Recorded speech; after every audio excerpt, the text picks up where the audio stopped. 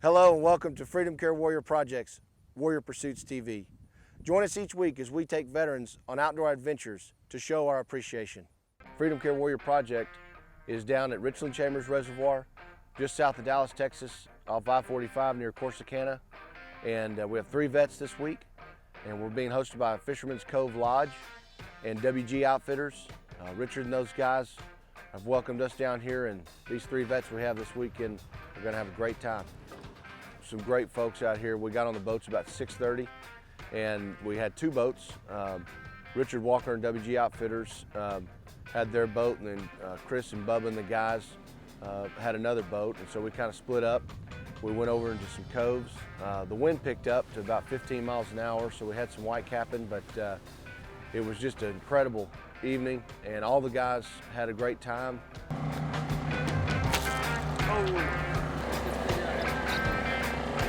Sorry. Hey, Matthew. I'm an amateur with this, man.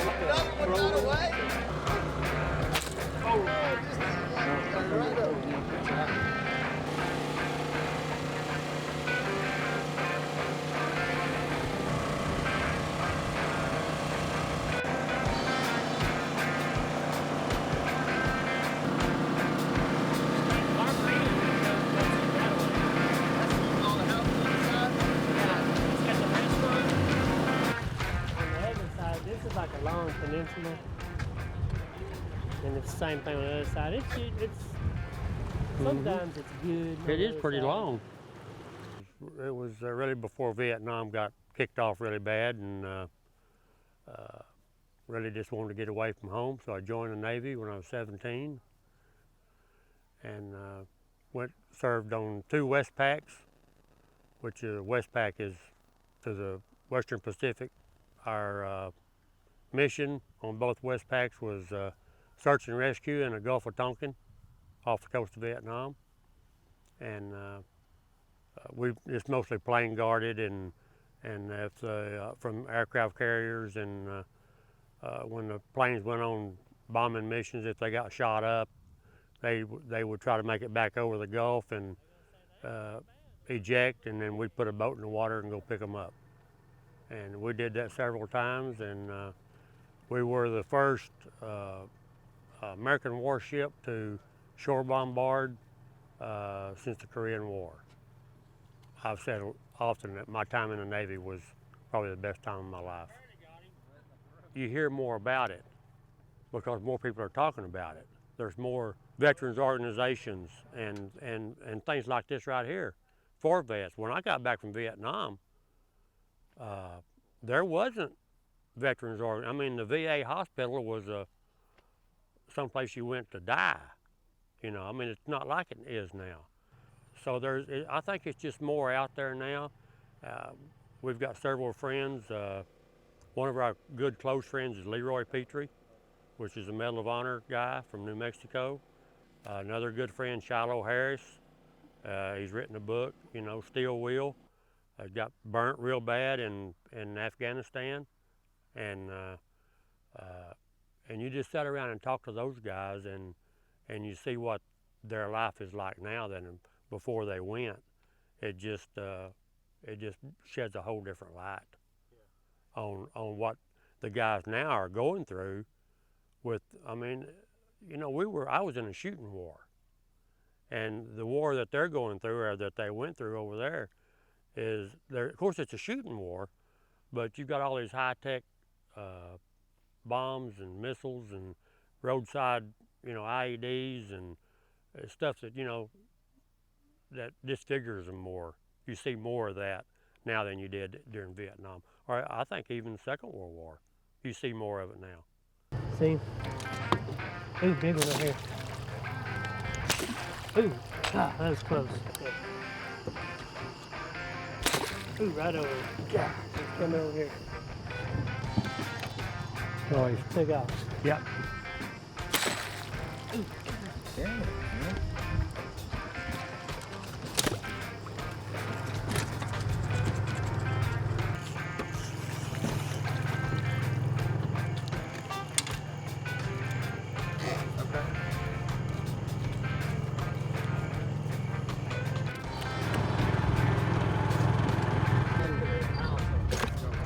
Got it. Whoa! Big fish.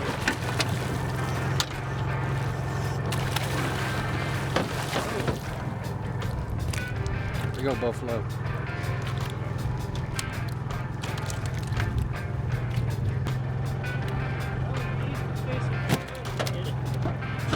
I gotta get back up here. One of the first things that I saw when my wife and I moved to Graham was a newspaper article about Freedom Care Warrior Project. And I thought that looked like something that I really wanted to get involved in, because I had already decided that in my retirement years I wanted to do whatever I could do to give back to the veterans. Vietnam veterans, when we came back to the U.S., we weren't received in the best of terms.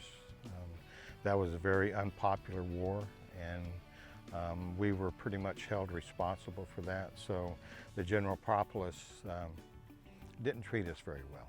So I wanted to make sure that I did whatever I could do to make sure that that didn't happen to the veterans coming back from Afghanistan, Iraq, whatever we're in at the time. This trip this weekend for the bow fishing trip here, John called me one day and he was talking about coming out to do this bow fishing trip. So as a board member for Freedom Care Warrior Project, it was my assumption that I was going to come out and be a part of this, but not a participant in the bow fishing. I thought I was just going to be a member of Freedom Care Warrior Project and help the guys do this. And he told me that what he wanted to really do as part of this weekend was to kind of feature some of us old gray-headed guys that were in Vietnam. So I called a friend of mine and we came out, and now we are the participants in this. Whenever I started thinking seriously about my retirement years and what I was going to do with my retirement time, I kept going back to one thing. I wanted to make sure that veterans didn't experience the same thing that I experienced when I came home. What I experienced was a little bit of shame, a whole lot of self-consciousness, being held responsible for things that I really had no control over. I was really reluctant to go into public with a short haircut, because in the mid to late 60s, if you had short hair, that's pretty much a guarantee that you're a service member. And in that time, if you were a service member, you're probably a Vietnam veteran. And so, you know, people didn't like us very much then. So I wanted to make sure that I could do something to help the guys not experience that same feeling, because that's not a very good feeling. You lose friends. I lost my family for a while, and people didn't treat me very well here. So I was, at 24 years old, I was a pretty angry young man. And I just want to make sure that we do everything we can to prevent that from happening again. Wow. Oh, man. I don't know what that was. Got him. Oh, come on. Come on. He's over here now. He's hurting. Oh, backup shot, Brett.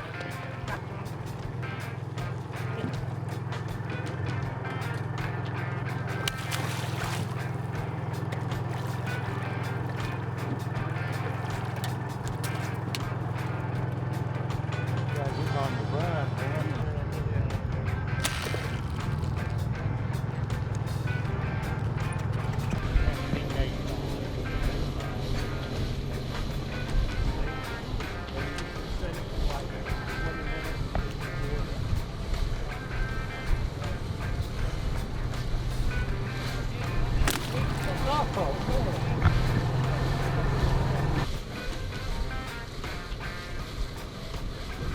We've had a wonderful weekend down here at Fisherman's Cove Lodge. We want to thank Daryl and Joe.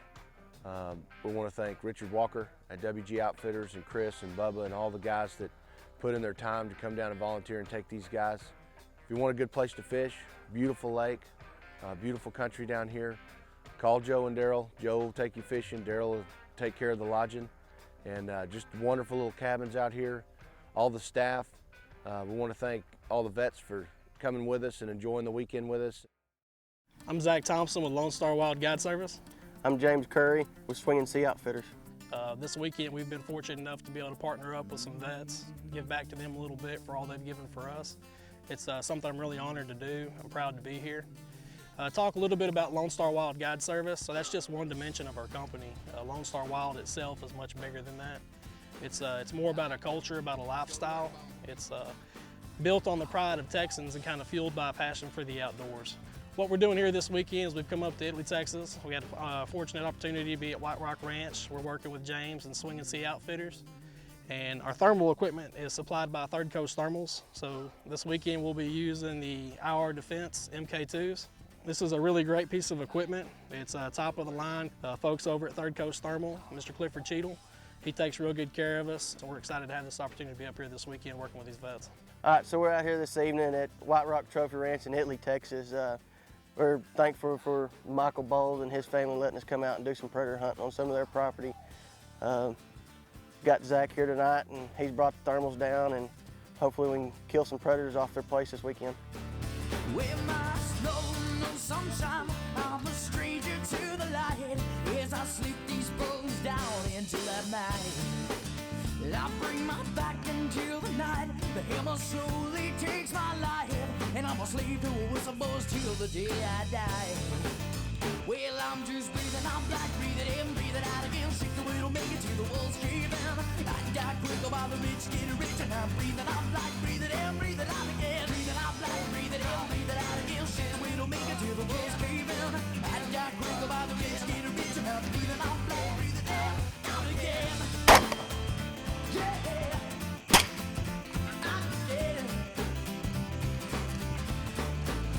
I should have left to New Orleans, New Orleans hops in 17. This ship sailed long ago and took with it that dream. As far as how I got started on my path to the Marine Corps, it's just, I knew from early age as a child that I was going to be a Marine. Our first deployment was, people would say it's either, you're either extremely lucky or you're extremely unlucky. Because we got to undertake Operation Phantom Fury, the big battle for Fallujah in November of 2004. It was the biggest battle since Way City, Vietnam. It was the greatest and worst experience of my life. The city was heavily fortified. There was an extremely large amount of enemy fighters. They were well positioned with ammunition supply points. They had heavy weapons, technical vehicles, rockets, you name it. So they had literally put it out on newspapers that Fallujah was a graveyard for Americans. No American would ever enter it and leave alive. And so they came in herds, and we allowed them because this was the one time that we actually believed that they would stand and fight us, that they had enough confidence after the withdrawn attack that they would come at us and face us head on. And that's a fight that the Marine Corps is going to win every day. And I knew what we were about to do was going to be big. I was excited. They expected us to take the city between 6 months and a year. It would take us 6 months and a year to reach our limit of advance. We got 3 blocks in the first night. We had reached our limit of advance within 7 days. We steamrolled that city. So when I say it was the greatest moment of my life, that period of my life, it was because I got to experience something that I didn't understand until later. We had a general come talk to us, and he's like, you don't even know what y'all did. That's the biggest fight for generations to come. And it was very cool to be a part of that, and just to be able to witness the extraordinary acts of heroism that my brothers did around me.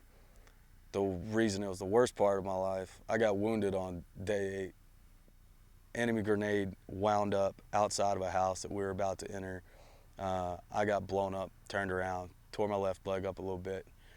And after much fighting with my squad leader and corpsman, they finally convinced me to get on a medevac and go back to Bravo Surgical to get it taken care of.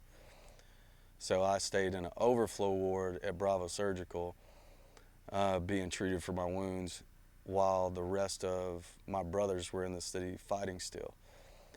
And that was the worst period of my life. I knew what I was going to do, and I knew there was going to be an ugly side of it. And I had made a peace with the fact that I was going to have to do some things that probably wouldn't sit well with me. I was going to see things that weren't going to sit well with me. And I'd also made my peace with death. So I went into it, I think, loaded as best as I could at the advice of good mentors that had fought a lot more than I had at that point. So I think I was more mentally equipped to handle it than maybe some, because I had good leaders. And plus I stayed in after the worst combat that I had seen. So I had years later of working with other Marines and helping them through their issues. You work out a lot of your own stuff whenever you're helping somebody else. I've seen the highs and the lows, and I just feel fortunate that I was able to be a part of it. That's what's hard about coming home, is seeing people that don't recognize that and take things for granted. People take a lot for granted. I'll never want for anything in this world ever again, because I've been blessed with experience and opportunities, and since then, you know, with the love of wife and kids and the Lord that I get to experience every day, because I made it through, and because most guys are broken up apart, I'm living for them by being good to my family now. I only deployed once. We went over as part of the surge. It's kind of interesting. I joined when I was 25 years old. I was a chef prior, just kind of got bored and said, you know, might as well join the Army. So, became a cavalry scout, went to basic Fort Knox, then most of my troop ended up at Fort Benning. They just got back from Ramadi, took heavy casualties, so, you know, we were the new guys. So we ended up taking over what was Combat Outpost Ranger, and we turned in Combat Outpost Dealer. And tankers, that was our thing. Our thing was trying to stop people from, you know, emplacing IEDs. You're sitting there in a sandbag bunker, you know, scan your sector, you're just tired. There's no way to describe how tired you are. And about 30 minutes before my shift would end, I'd take 2 Sominex. And then by the time I got relieved, go downstairs, crawl into my unheated, uncooled, non-electrical room, and I'd get probably about 2.5 hours of sleep until somebody woke me up, and then I'd pop the top on a Rip It or a Monster or a Wild Tiger or whatever energy drink I had around, and slam it, start chain smoking cigarettes, go back up for another 3 hours. And that was our life. I developed back problems to the point where they couldn't do anything for me. You know, I couldn't do a mission on pain medication, walking around 45 pounds of body armor, you know, just like everybody else, but, you know, I was a bit up there in years, so I had a little bit more wear and tear. And the weapon system I carried when I went out with snipers was you know, walking around 1,200 rounds of ammo, grenade, 30-pound pack full of weapon sights, etc. And when we got back home, it turns out that I had picked up something similar to MRSA or MRSA, and they never really figured it out. I mean, the dust over there has over 90 different bacteria in the dust. Everybody was decompressing when we got back. You know, all the guys got to do that as a group. You know, sharing the stories, everybody, I mean, we're a family. And in my case, I was stuck in an apartment and just staring at walls all day, all night. Couldn't sleep, started having anger issues, you know, just, you know, depression, stuff like that. These things are absolutely amazing. And I can't thank those that do this, you know, type of thing for us veterans. I can't thank them enough, because it's amazing how well you sleep when you're around another veteran, because you're not on guard anymore. You can actually get a good night's sleep. Whereas normally a cricket could fart when you're looking around. You know, one time there was a thunderstorm and I ran headfirst into a wall because I thought it was a mortar round. You know, stupid stuff like that. So, you know, you get us together in a group, it doesn't matter your branch, what you did, you know, all that gun-ho kind of, you know, chest beating and everything goes out the window. And, you know, we all enjoy each other's company out here in nature, which is very soothing, and you get to shoot guns. You know, you can't ask for anything better. You know? So programs like this have helped me along in my healing more than any type of therapy ever has.